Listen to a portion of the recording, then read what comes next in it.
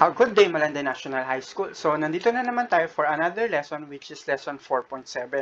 So, paano natin ma-access yung mga kailangan nating i-download, yung kailangan nating gawin, at saka kailangan nating i-submit at i-answer yung additional activities. So, dito, punta muna tayo sa ating MNHS ICF9 Google site. Then, drag lang natin pababa. Makikita natin yung download lessons and activities. Then mag-upload din tayo ng ating spreadsheet and also mag-answer ng additional activities. So let's check out yung ating instructions for lesson 4.7. Click natin yung downloads and lessons. Sa baba, hanapin lang natin yung ating 4.7. So ito siya, Gradebook Auditing Formulas 4.7. Check natin. Okay, so dito mag-show tayo ng formulas and also maglalagay din tayo ng formulas. Ito yung instruction niya. Medyo mahaba hanggang step 11 pero papadaliin din natin yan. So dito, ito yung kailangan natin i-type. Okay? And also, ito yung pinaka-finish output natin. So let's check out yung ating spreadsheet sample for lesson 4.7. Balik lang tayo sa ating MNHS ICF9, then sa pinakababa, meron tayong download sample and spreadsheet. Click natin. And then hanapin natin dito yung lesson 4.7. Okay? Yan. Then naka-type na siya, pwede natin itong i-download. Open. Once na download nyo na yung ating sample spreadsheet, pwede na tayo mag-umpisa mag-edit. Start tayo ng step 3. Sabi sa step 3, gagawin natin itong landscape. Punta tayo sa menu, then print, and then landscape. Naka-landscape na pala ito. So, kung naka-portrait siya, pwede nyo i-edit siya. Okay, then close natin. Then, ang sabi, mag-merge and center tayo ng A1 hanggang K1. Merge and center. Formulas, home, go to home, then merge and center. Also, ganun din dito sa A2 hanggang K2. Merge and center. Okay, ayan. Then after that, i-merge and center din natin itong C3 hanggang F3. Ganun din dito sa G hanggang I. Merge and center. And also, center natin itong F4. Okay, ayan. Then after that, is mag-insert tayo ng blank row above row 3. Insert blank row. Okay. Then, magbo-bold tayo ng ating row 4 and 5. Yung row 4 hanggang row 5 is naka-bold. Also, change natin yung font size ng row 1 and row 2 to 16. Yung row 1 at saka row 2 ng 16. Okay, ayan yung 16. Then, right align cell C5 through K5. Yung C5 through K5, okay, naka-right align. So, right align natin ito. Right align. Okay, ayan, naka-right align na. And then, insert tayo ng formula that finds the average of homework. So, sa homework, ito, punta tayo dito ng average formulas, then auto-sum, then average. Pagkita natin, mag-average na siya, autofill na. Enter. Then, after that, is kakopy natin yung formula ng F7 through F20. So, pababa daw siya. So, ito, double-click lang natin ito, fill, then drag natin pababa. Ayan. So, medyo may ano nga lang siya, may decimal. So, tanggalin natin yung decimal. Okay, select lang natin itong ating average for homework. Then, punta tayo ng home. Then, punta tayo ng ating number format. Okay, dito makikita natin yung pagtanggal natin ng decimal. So, click lang natin ito. Ayan. So, then, wala na siyang decimal. Next is, may formula din para sa I7. Average, then ulitin din lang natin yon. Formulas. Then, average, auto-sum, average. Kaya lang ito, sosobra siya sa dami. So, liliitan lang din natin siya. Hanggang test lang natin siya. Test 1. Okay, then click enter. Then, double click natin uli para ma-fill natin yung remaining average for the test. Okay, ayan. So, tanggalin natin yung decimal. Punta lang tayo ng ating home. And then, number format. Then, tanggalin natin yung decimal. Okay? Okay, ayan. So, wala na siyang decimals. Next is, maglalagay naman tayo ng formula natin para sa final average. Sa final average is, itatype lang din natin yung kailangan nating formula. Given naman yun sa module natin. Start lang tayo ng equal sign. Double-click lang natin ito. Equal sign. Then, sabi, F6, average ng homework. Ito siya. Times natin ito ng 0.4. Kasi nga, ito yung kanyang percentage. Pa-plus naman natin ito sa test average. Ito siya, I6 times ng average niya, which is 0.5. 0.5. Plus natin uli ng effort na 10%. Ito, times 0.1. Then, click natin yung enter. Makikita natin yung lumabas na average niya, which is 96.75. Pwede natin itong kopyahin. Double-click lang natin ito, then fill, and then drag natin pababa.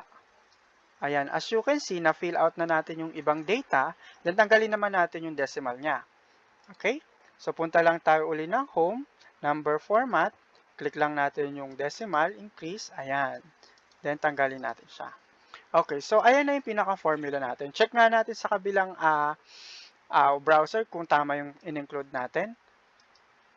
Okay, dito sa auditing data. Ayan, wala siyang decimal, pero naka-whole number siya katulad ng ginawa natin. So, proceed na tayo sa next step. Okay. So, sa next step, nakalagay na yung mga formulas. Okay. Insert naman tayo ng ating text box. Tick box pala. Tick box border around cell C4. Yung C4. Ito yung C4. Maglalagay tayo dito ng tick box border. From home, punta tayo ng borders, tick box border. Ganon din dito, tick box border.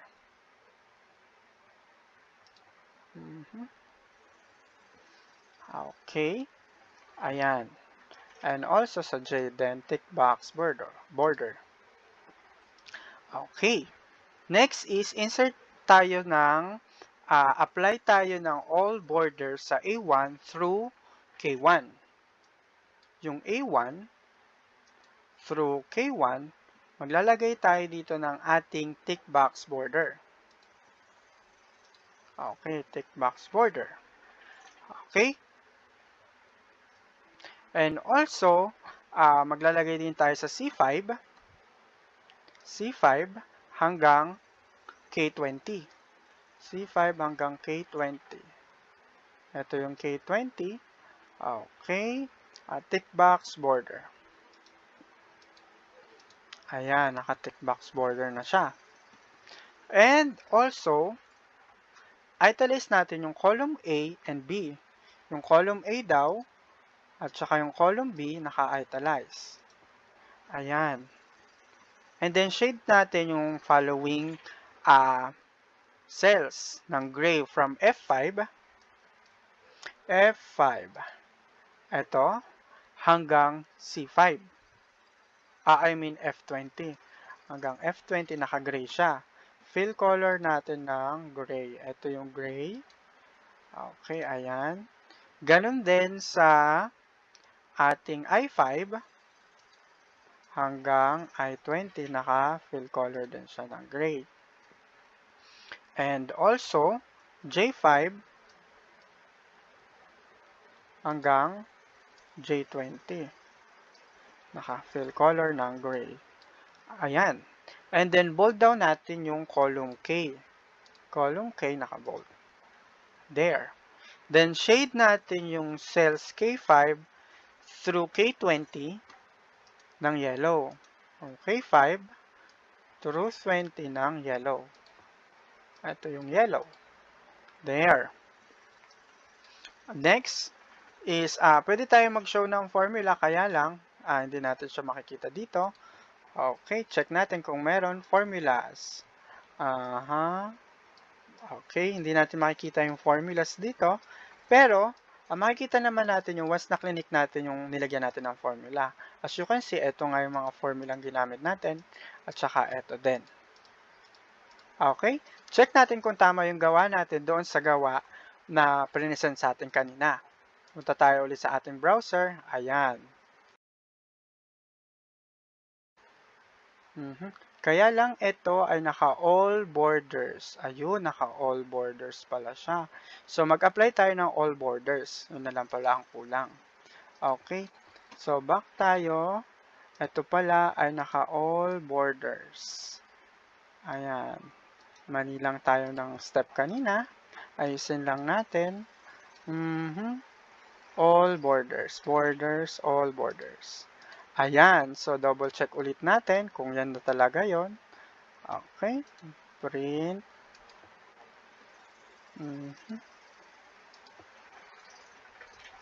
Ayan. So, kamukha na talaga siya ng ating gawa tsaka dun sa sample spreadsheet na pinigay sa atin. Okay. So, I guess that's it for our lesson. Pwede na natin itong i-save. Okay. Save natin siya. Save. Don't forget, lagyan natin ang pangalan natin, grade and section, grade 9, kunyari, awesomeness.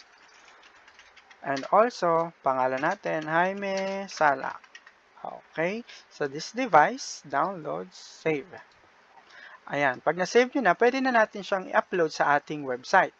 Balik lang tayo sa ating Google site, MNHS, and then hanapin natin yung upload. Dito, piliin lang natin yung 4.7, Gradebook Auditing Formulas.